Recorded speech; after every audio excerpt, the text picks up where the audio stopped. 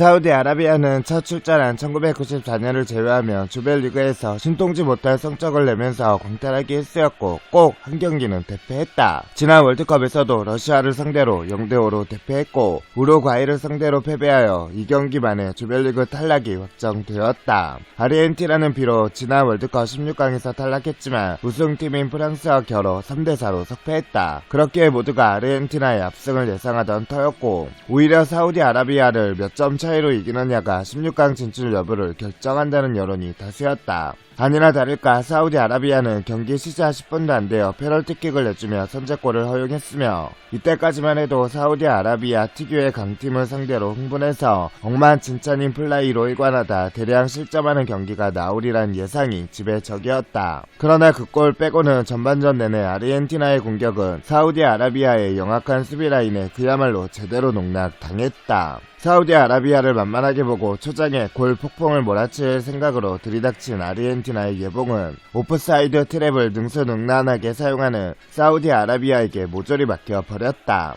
경기 초반의 코너킥 과정에서 네안드로 파레데스가 절묘하게 유도한 페널티킥을 리오넬 메시가 득점을 한 이후 일시적으로 사우디아라비아가 반코트를 하기도 했으나 다시 아르헨티나가 점유율을 찾아오며 맹공을 퍼부었지만 족족 사우디아라비아가 철저히 준비한 오프사이드 트랩에 걸려 골라인을 넘은 필드골 3개가 모두 옵사이드로 취소되었다. 이때부터 아르헨티나 선수들은 플레이가 소극적으로 변했고 옵사이드의 확신이 없어지면서 주저하는 플레이가 나오기 시작했다. 최전방 공격수인 라우타로 마르티네스는 찔러주는 스루 패스를 받고도 골대로 침투에 들어가기는커녕 사이드 라인에 서있는 부심의 눈치부터 보느라 제대로 공격 타이밍도 못 가져갈 정도였다.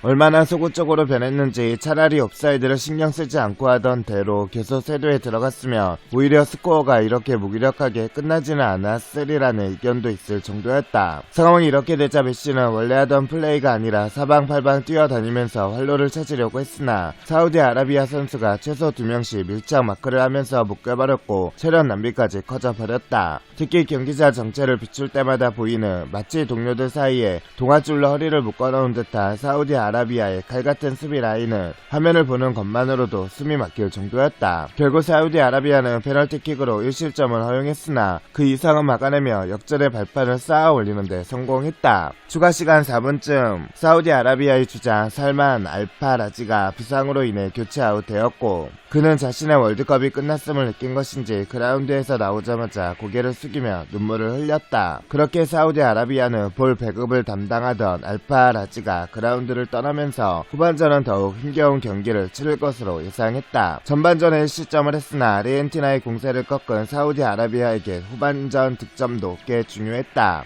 그에 걸맞게 후반전에 들어서 사우디아라비아의 공세가 심상치 않아졌고 결국 48분에 리오넬 메시의 볼 컨트롤 미스를 놓치지 않고 사우디아라비아가 역습을 시도하여 살레 알셰흐리가 동점골을 만드는데 성공한다. 그리고 겨우 5분 후인 53분에 살레 말다 우사리가 수비수 4명을 몸싸움과 상체 페인트로 뚫어내고 쏜 슛으로 현재 내노라는 S급 공격수들 사이에서도 보기 힘든 역전 원더골까지 장려시키며 전 세계 축구 팬들을 충격의 도가니로 몰아넣었다. 득점을 보여준 덤블링 세레머니는 이 세레머니 직후 사우디아라비아의 수비수 알리 알불라이히는 메시에게 다가가서는 넌 이 경기 절대로 못 이긴다 메롱이라며 메시를 농락했고 이에 메시는 알불라이히에게 메시에게는 나오기 힘든 살기 든든한 눈빛으로 노려봤다. 순식간에 동점골과 역전골이 터지자 아르헨티나는 한꺼번에 3명을 교체하며 급하게 진영을 수정했다.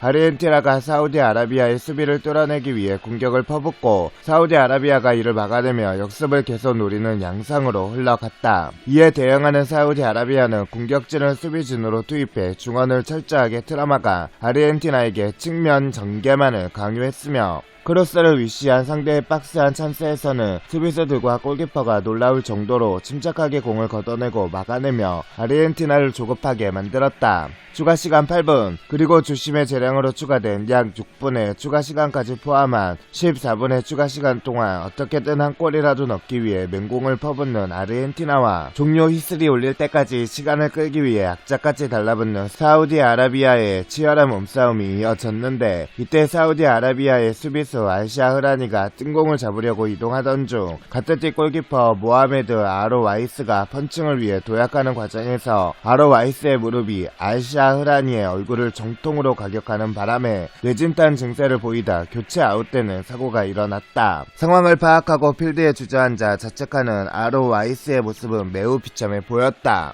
그 모습을 보고 동료 선수들이 멘탈을 끝까지 잡으라고 위로를 할 정도. 다행히 알시아 흐라니는 의식을 회복하고 따봉을 날리며 관중들의 박수를 받으며 들것에 실려가는 모습이 중계되며 보는 이로 하여금 안도의 한숨을 내쉬게 했으며 한동안 동요한 아로와이스도 마음을 다잡았는지 남은 시간 동안 아르헨티나의 슈팅을 모조리 막아내는 굳센 모습을 보여줬다.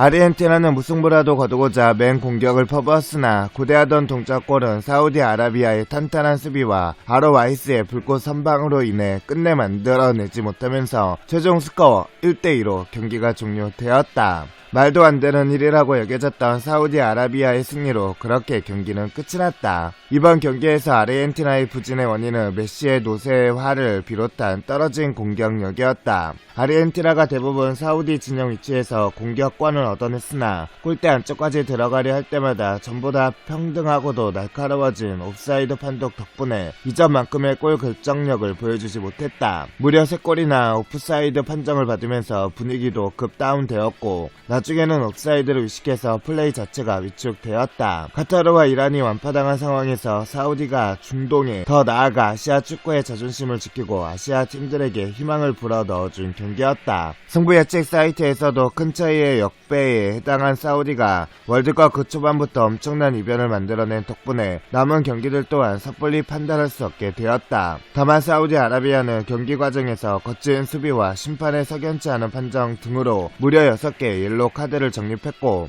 설만 알파라지 야세르 알시아 흐라니가 심각한 부상으로 인해 다음 경기에 출전이 불투명한 점 등 피해 또한 없지 않아 남은 경기 운영에 더욱 신경을 쓸 필요가 생겼다. 전술적으로 보자면 이전의 카타르미 이란의 경기와 비교해봤을 때 그동안 강팀을 상대로 통했던 내려앉은 두 줄 수비가 더 이상 먹히지 않는 대신 약팀도 강력한 중원 압박과 역습을 필두로 한 경기를 하는 것이 더 좋다는 결론이 나온 셈이다. 만일 사우디가 아르헨티나 상대로 내려앉았다면 아르헨티나의 스루 패스, 메시와 라우타로의 침투에 제때 대응하지 못해 참사가 났을 가능성이 높다.